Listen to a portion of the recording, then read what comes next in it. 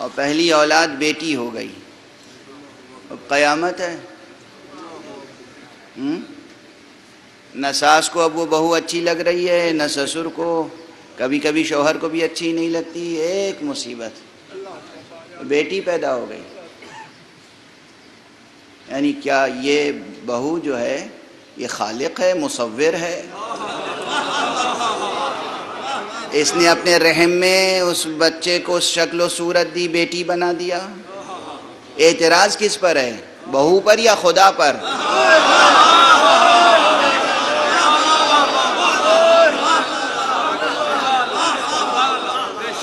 کس پر اعتراض ہے؟ غیرت نہیں آتی، اندازہ نہیں ہوتا کہ اس طرح کی باتیں موجب شرک و موجب کفر ہیں۔ آپ سمجھتے ہیں یہ سماجی مسائل ہیں، یہ گھریلو مسائل ہیں، یہ معاشرتی مسائل ہیں، ان کا دین و اصول دین سے تعلق نہیں ہے۔ بیٹی کی ولادت کی بنا پر بہو سے نفرت کرنا شرک ہے، کفر ہے، گناہ کبیرہ ہے، خلاف تقاضا توحید ہے، رضا الہی اور مشیت حق سے ٹکرانا ہے۔ اللہ نے جو اختیار کیا اس کو ناپسند کرنا ہے۔ اللہ نے پسند کیا کہ آپ کے ہاں بیٹی پیدا ہو، آپ ناپسند کر رہے ہیں۔ کس نے پسند کیا؟ المصورو کس کا نام ہے؟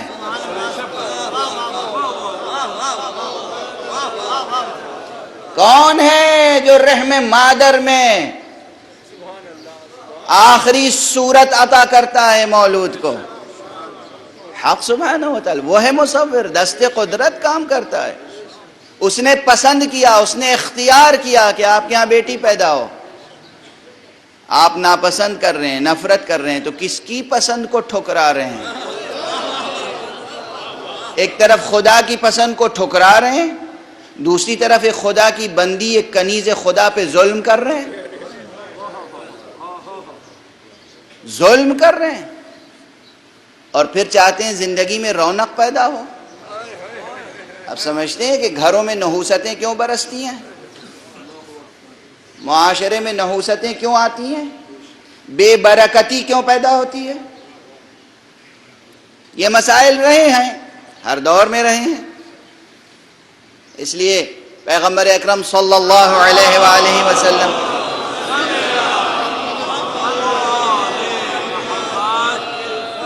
نے ارشاد فرمایا کہ وہ خاتون سعادت مند ہے جس کی پہلی اولاد بیٹی ہو۔ یہاں ساری کوششیں کیا ہوتی ہیں؟ ہاسپٹلز کے چکر لگتے ہیں، ڈاکٹروں کے چکر لگتے ہیں، الٹرا ساؤنڈ کرائے جاتے ہیں، وغیرہ وغیرہ، سب جتنے کرتب آپ کرتے ہیں آپ جانتے ہوں گے۔ ساری کوششیں یہ ہوتی ہیں کہ پہلا بیٹا ہو، کوششیں یہ ہوتی ہیں پہلا بیٹا ہو۔ حضور کے ہاں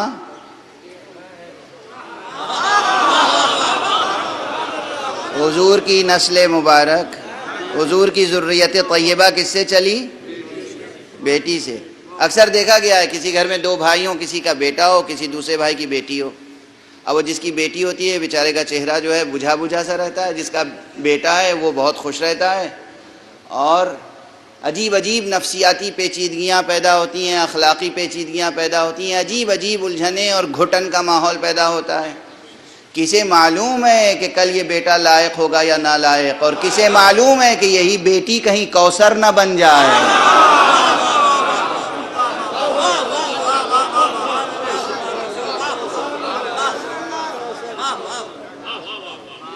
کسے معلوم؟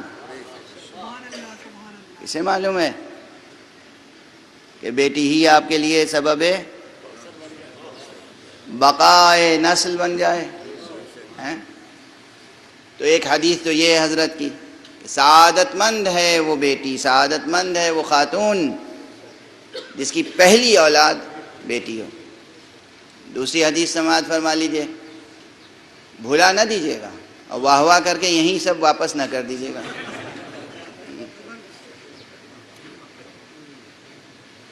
حضرت نے ایک مرتبہ فرمایا یہ روایت مختلف طرق سے آئی ہے اور مختلف تعداد کا ذکر ہے۔ فرمایا کہ اگر اللہ نے کسی کو 4 بیٹیاں دی ہوں، ایک روایت میں 3 بیٹیاں دی ہوں، اور چاروں یا تینوں بیٹیوں کی اچھی تربیت کرے، نیک تربیت کرے، پروان چڑھائے اور انہیں اپنے گھر سے باعزت، بآبرو، عفت و عصمت کے ساتھ ان کے شوہروں کے گھر پہنچائے، تو روز قیامت بلا حساب و کتاب اللہ اسے جنت میں بھیج دے۔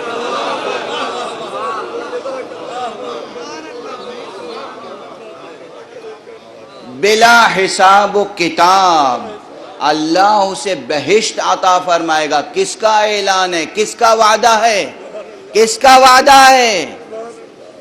اسی کا وعدہ جس نے خود جنت کے ہونے کی خبر دی، ورنہ ہمیں معلوم کیا تھا کہ جنت بھی کوئی شے ہے؟ خدا کے ہونے کی خبر جس نے دی، جنت کے ہونے کی خبر جس نے دی، جہنم کے ہونے کی خبر جس نے دی، جس نے جنت کی راہیں دکھائیں، وہ وعدہ کر رہا ہے اگر کسی کے پاس 3 بیٹیاں یا 4 بیٹیاں ہوں اور وہ اچھی تربیت کر کے انہیں پاک دامنی کے ساتھ، عصمت و عفت کے ساتھ، علم و ادب کے ساتھ، دین و دیانت کے ساتھ، تہذیب و ثقافت کے ساتھ انہیں تربیت کر کے اور ان کے شوہروں تک پہنچا دے، گھر سے شوہر کے گھر تک پہنچائے، یہ اتنی بڑی عبادت و ریاضت ہے کہ بلا حساب و کتاب بہشت میں خدا بھیج دے گا۔ آپ سمجھے، آپ خانقاہ میں اگر میں بیٹھا رہوں، اپنی بات کر رہا ہوں کسی اور کی نہیں، خانقاہ میں بیٹھا رہوں، نہ شادی کیا نہ بیاہ کیا، اور نچھاور کے پیسے اور نظر کے پیسے اور جناب والا کیا کیا کہتے ہیں اسے، نذرانے چلے آ رہے ہیں، چڑھاوے چلے آ رہے ہیں، اور بغیر محنت کے روٹی مل رہی ہے، پیسہ پسینہ بہانے کی کوئی ضرورت ہی نہیں محسوس ہوتی، امت ہے، اور جناب والا پیر عقیل الغروی صاحب کا، ابے اپنے ہی کو کہہ رہا ہوں، آپ کیوں میرے سامنے ہی ہنس کے میرا مذاق اڑا رہے ہیں؟ تھوڑا تو لحاظ کیجئے۔ روزی روٹی چل رہی ہے اور خوب تعیش کے ساتھ، تعیش کے ساتھ، عیش و عشرت کے ساتھ۔ یہ پیر عقیل الغروی صاحب کا کتنا حساب ہوگا آپ کو اندازہ نہیں ہے، لیکن وہ شخص جو محنت کر رہا ہے، مزدوری کر رہا ہے، اٹھتے بیٹھتے جسم میں درد ہو رہا ہے، پاؤں میں زخم ہے، ہاتھ میں زخم ہے، چھالے پڑ رہے ہیں، گھٹے پڑ رہے ہیں، اور پھر گھر آتا ہے اور بیوی کی ڈانٹ بھی سنتا ہے، اور پھر بیوی کی تسلی خاطر اور تشفی خاطر کے لیے بیوی کو بھی خوش کرتا ہے، بچوں کی نگہداری کرتا ہے، تربیت کرتا ہے، کبھی بچوں کا قہر سنتا ہے، کبھی بچوں پہ قہر کرتا ہے، پھر قہر کرنے کے نتیجے میں پھر اپنے آپ پہ قہر کرتا ہے۔ آئے بلا وجہ ہم نے بچوں پہ غصہ کیا، بچوں کا کیا قصور تھا، اپنی تھکن ہم نے بچوں پہ اتار دی۔ یہ جو ریاضت ہے، یہ جو مصائب سے گزرنا ہے، یہ اولاد کی تربیت کی ریاضت، یہ عبادت، یہ محنت، یہ ابتلاء، یہ آزمائش، اس کا اجر و ثواب اتنا ہے، اگر ہر مرحلے پر اللہ کا لحاظ رکھا گیا ہے تو اس کا اجر و ثواب اتنا ہے کہ بے حساب و کتاب۔ بہشت۔ جب حضور نے یہ فرمایا تو ایک صاحب نے تعجب کیا، یا رسول اللہ، بے حساب و کتاب بہشت، صرف بچیوں کی تربیت؟ آپ کو معلوم ہے بچیوں کی تربیت کیا آسان ہے؟ اور جب انہوں نے تعجب کیا، کہا 3 نہیں 2 بچیوں کی تربیت بھی کوئی کرے تو بے حساب و کتاب جنت میں جائے گا۔ کہا یا رسول اللہ، کہا 1 بیٹی کی تربیت بھی اگر کوئی کرے تو بے حساب و کتاب جنت میں جائے گا۔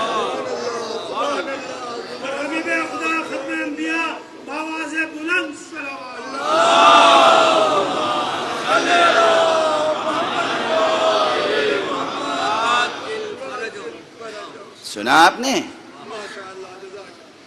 سنا آپ نے؟ اب گھروں میں آج سے یہ جھگڑا نہ ہو کہ بہو آئی تھی اور بہو منحوس نکلی۔ کیا نحوست تھی؟ بیٹی کو جنم دیا۔ شرم آنی چاہیے، غیرت آنی چاہیے اس کفر پر، اس شرک پر، اس بد اخلاقی پر۔ خدا کو کیا منہ دکھائیں گے؟ نمازوں کا غرور ہے، نمازیں آپ کے منہ پہ مار دی جائیں گی۔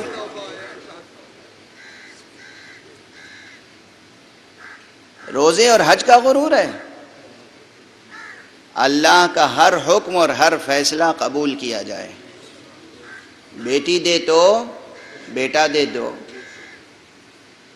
خدا کی امانت ہے، اور جو اس نے پیسہ دیا ہے وہ اس پہ خرچ کیا جائے اللہ کا حکم سمجھ کر، تربیت کی جائے اللہ کا حکم سمجھ کر، اور پھر امید رکھی جائے تو اللہ سے۔ یہ سب کیا ہے؟ تقاضائے توحید، خدا کی بندگی کے تقاضے ہیں۔ آپ کی زندگی میں کوئی چیز پرائیویٹ نہیں ہے، سب اللہ کی ہے۔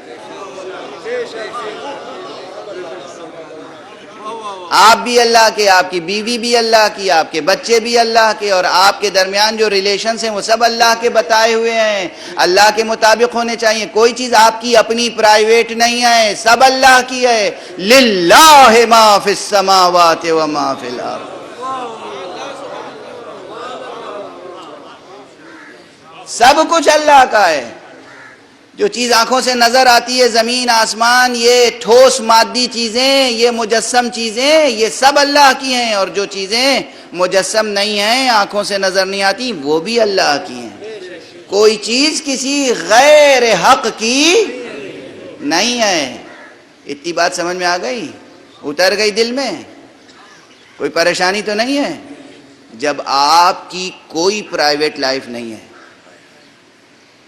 جو کچھ ہے اللہ کا ہے، تو مسلمان کس منہ سے کہتا ہے کہ رسول اللہ کی دو زندگیاں تھی، ایک بحیثیت نبی، ایک ان کی پرائیویٹ لائف تھی؟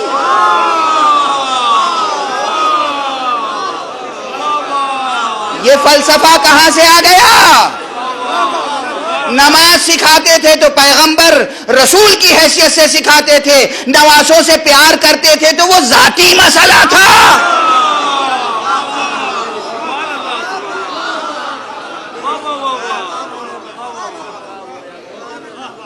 آپ اگر اپنی بیٹی کی تربیت کریں بخاطر خدا تو عبادت ہے، مصطفیٰ اگر فاطمہ کے لیے اٹھ جائے احترام میں تو یہ ذاتی مسئلہ ہو جائے۔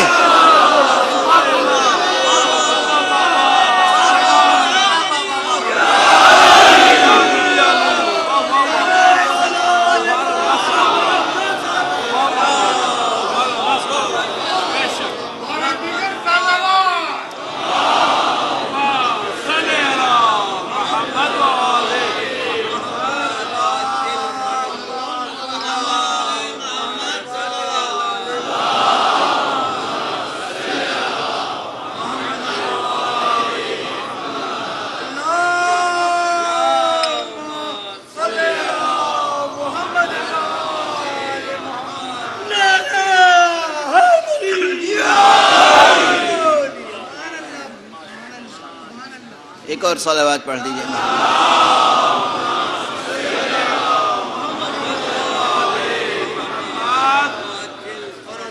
خدا شاہد ہے، خدا شاہد ہے، اللہ نے مجھے دو بیٹیاں دی ہیں، ایک بیٹا دیا ہے۔ میں کبھی کبھی بلا کے بچوں کو پیار کرتا ہوں، اور دل میں یہ ہوتا ہے پروردگار گواہ رہنا، یہ تیری امانت ہے، میں ان کا احترام کر رہا ہوں۔ کبھی کبھی، ہر وقت یہ کیفیت نہیں ہوتی میری، میں کوئی معصوم ہوں، بہت خطا کار ہوں، ہر وقت یہ کیفیت نہیں ہوتی۔ کبھی کبھی یہ کیفیت ضرور ہوتی ہے کہ بیٹی کو اس لیے تو اس وقت ایک پیار کریں تاکہ خدا گواہ رہے کہ پروردگار تیرے حکم کے تحت میں بیٹی کا احترام کر رہا ہوں۔ اچھا، ہم کبھی کبھی خدا کا لحاظ کرتے ہیں، اکثر نہیں کرتے۔ کیا نبی معصوم سے یہ ممکن ہے کہ اللہ کا لحاظ کسی وقت نہ رہے؟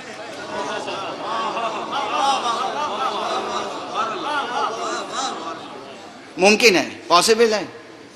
اگر کوئی یہ سمجھتا ہے کہ پاسبل ہے تو ہماری اس سے کوئی گفتگو ہی نہیں ہے، وہ اس لائق نہیں ہے کہ اس سے گفتگو کی جائے۔ وہ محمد عربی، وہ رسول خاتم، وہ نبی اعظم جس نے تقوی کا سب سے بڑا سبق دیا، جس نے بتایا کہ ہر لمحہ ہر نفس اللہ کا لحاظ رکھا کیسے جاتا ہے. تو جب مسجد میں، گھر پہ نہیں، مسجد میں فاطمہ آتی تھی اور پیغمبر کھڑے ہو جاتے تھے تو پیغمبر کو اس وقت صرف بیٹی کا لحاظ ہوتا